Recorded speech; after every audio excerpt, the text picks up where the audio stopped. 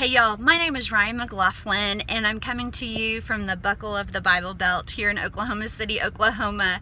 I am a mother and a wife. I'm a special needs advocate and I have some precious kiddos, and I also am a follower of Christ. I am a believer. I consider myself to be a Christian.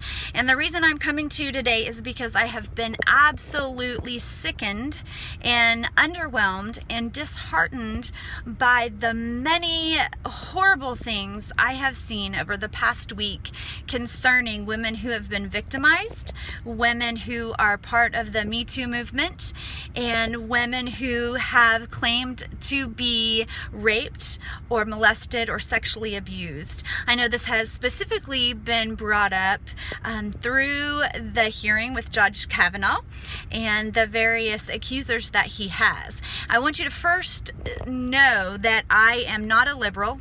I am not a Republican. I am not a Democrat. I have my own beliefs and vote my own ways, okay? What I do strive to be is someone who imitates Jesus. And yes, I fail miserably and often because I am human.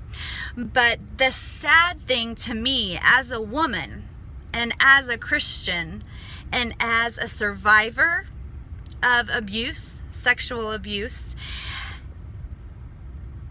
I consider myself part of the Me Too movement as a victim. And when I've seen this week so many posts of women, and particularly women who consider themselves or boldly claim to be followers of Christ and Christians, calling out women who have been accused, calling out women who are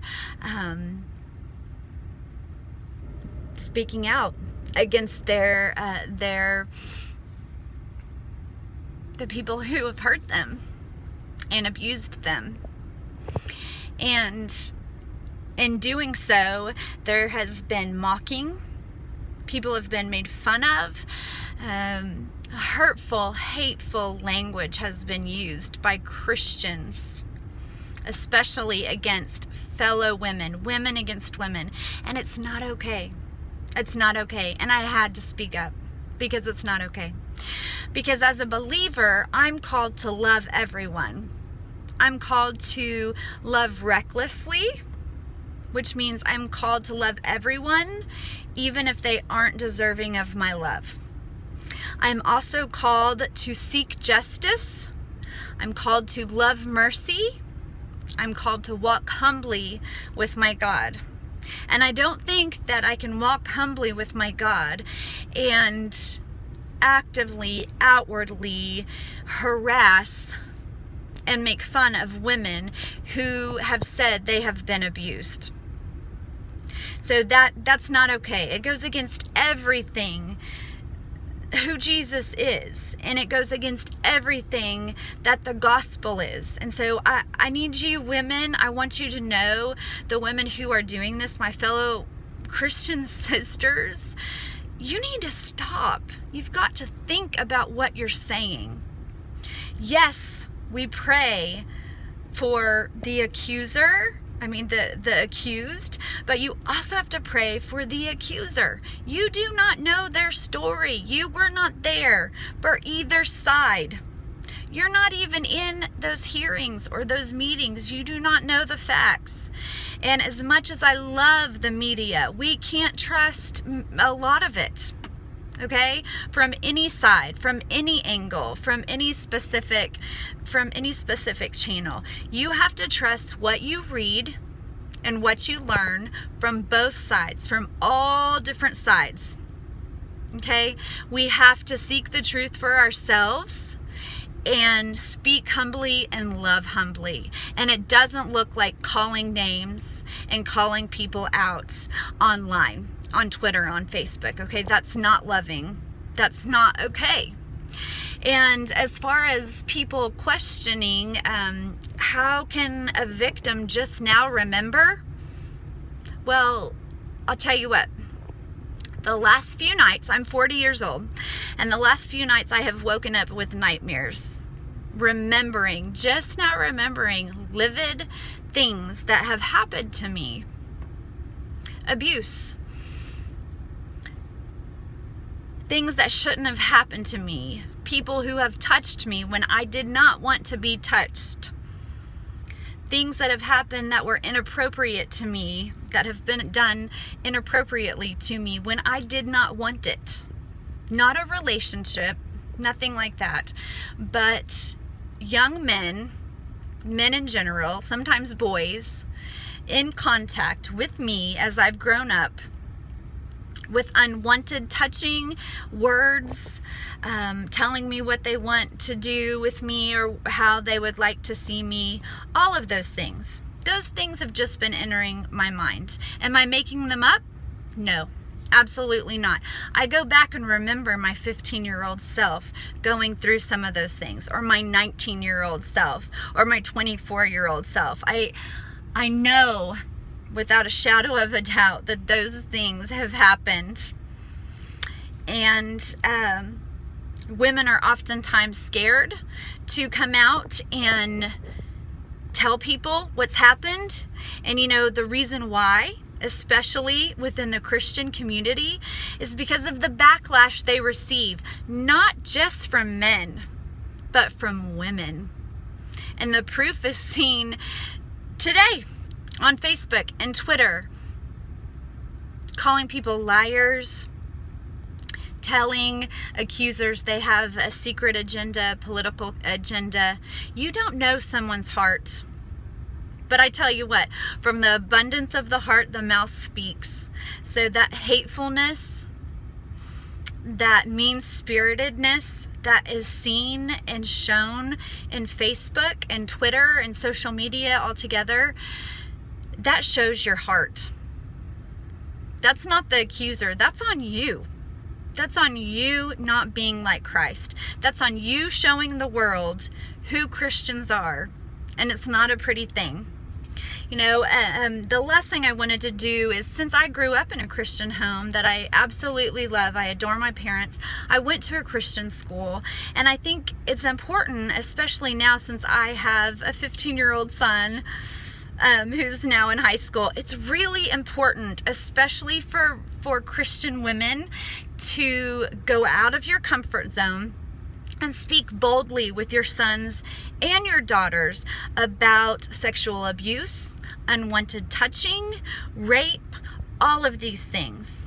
Because it can be something like swatting a girl on her bum. She didn't want it, but the boy did it. Okay, that's inappropriate. That's not okay. We need to tell our kids that's not okay. Popping bra straps, not okay. We need to physically, literally tell our boys and girls that that's not okay. And if that happens, they can go and tell someone. Being grabbed and kissed, if you don't want it, girls, go and tell someone. It's not okay. You're not crying wolf. You're not doing anything wrong. And you know what? You didn't ask for it. It doesn't matter what you were wearing, or how you looked at the boy, or how you were carrying yourself that day. It doesn't matter. Those things are unwarranted. And it's our job as parents to teach our boys these things. So it can be things like I just shared, things that can happen every day in junior high and high school. Boys whistling at girls, or like I said, saying things they'd like to do with them, and it can get more serious. It grows more serious and more in depth, and it's not okay. We've got to explain. We've got to explicitly, plainly explain to our boys and girls what's right, what's wrong. Never to touch a girl's body. Not only no means no, but you don't touch a woman's body unless she asks you to. You don't do it. You don't do it. And it can go both ways. Okay? And the main thing we need to remember is God does call us to love mercy, walk humbly with Him, and to seek justice.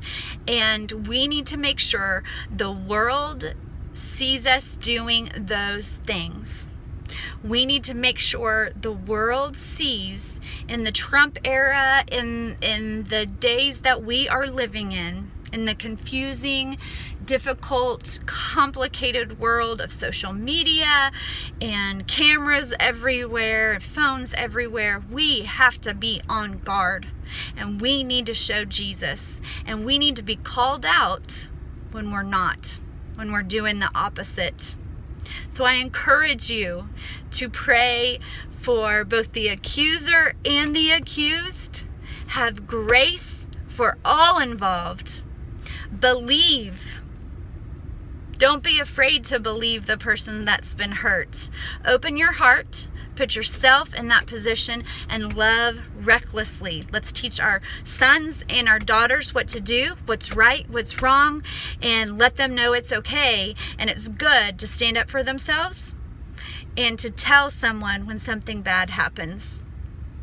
So that is my soapbox for tonight. Again, I do not claim to be speaking for anyone but myself, but the Lord. And He's put a fire in my heart for this tonight, obviously. And I hope to see believers changing their words even tonight. Let's apologize. Let's apologize for our hatefulness to the accusers. Let's have grace for those who have gone through things unimaginable, including being called names and being called out in the public eye. So I challenge you to love recklessly, walk humbly, seek justice, and love people. Signing off.